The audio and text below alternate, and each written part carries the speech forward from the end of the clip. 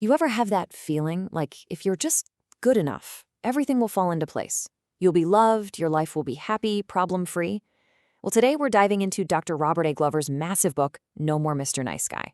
And he argues that this exact belief, it might actually be the very thing holding you back. So let's get into it. So, picture this.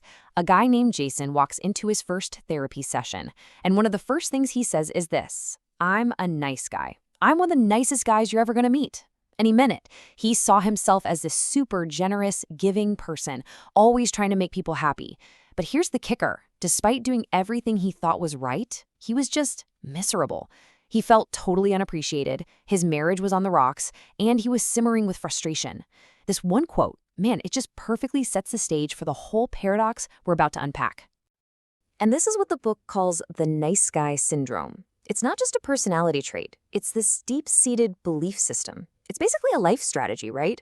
The deal is supposed to be, I'll be nice, and in return, life will be smooth and happy.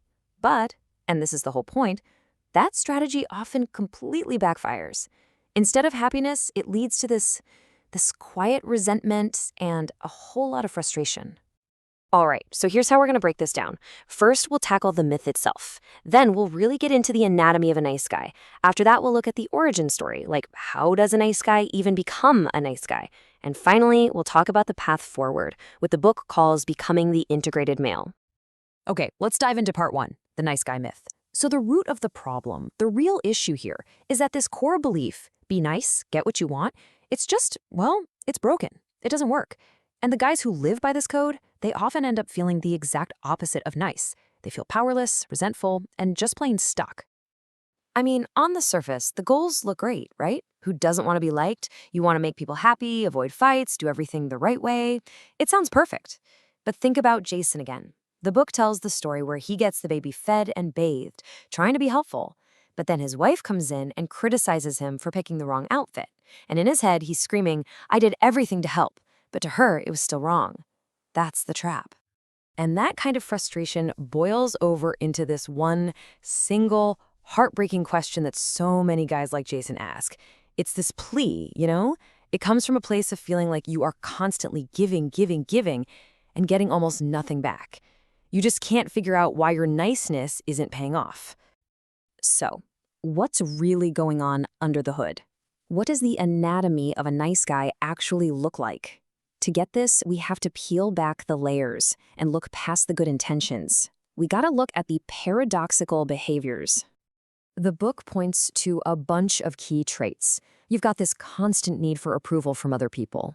You've got conflict avoidance. I mean, doing anything to keep things smooth. Hiding your mistakes is a big one, because you're terrified of looking bad or making someone mad. And very often, a nice guy's entire emotional state is tied to his partner. If she's happy, he can relax. If she's not, his whole world feels off-kilter. And this is where we hit the central paradox of the whole thing. The book argues that these traits we see on the surface, they're often hiding a totally different reality. That giving personality, it can actually be a give-to-get deal, where there are all these unspoken expectations attached. That peacekeeping vibe, it can be a form of manipulation, a way to control the situation so you don't have to face anything uncomfortable.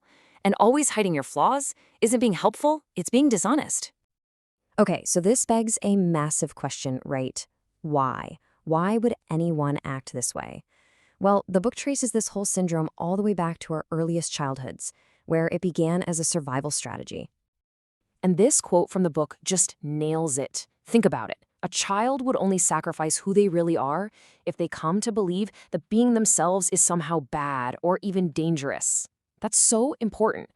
The nice guy paradigm isn't some kind of character flaw. It's a coping mechanism. It's a strategy a little boy develops to get by in a world where it just doesn't feel safe to be authentic. So the book lays out this 3-step progression. Step 1, abandonment. This doesn't have to be dramatic. It just means a child's needs aren't being consistently met. Step 2, toxic shame.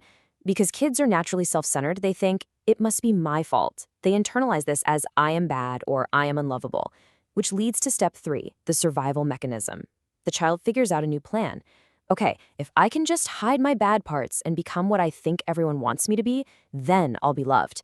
And that becomes the blueprint for the rest of their life. All right, so if that's the problem, what's the solution? How do you move forward?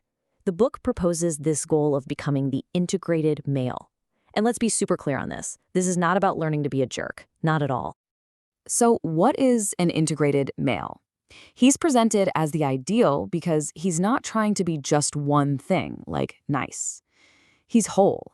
He's able to accept all parts of himself, his power, his flaws, his good side, his dark side. He's authentic.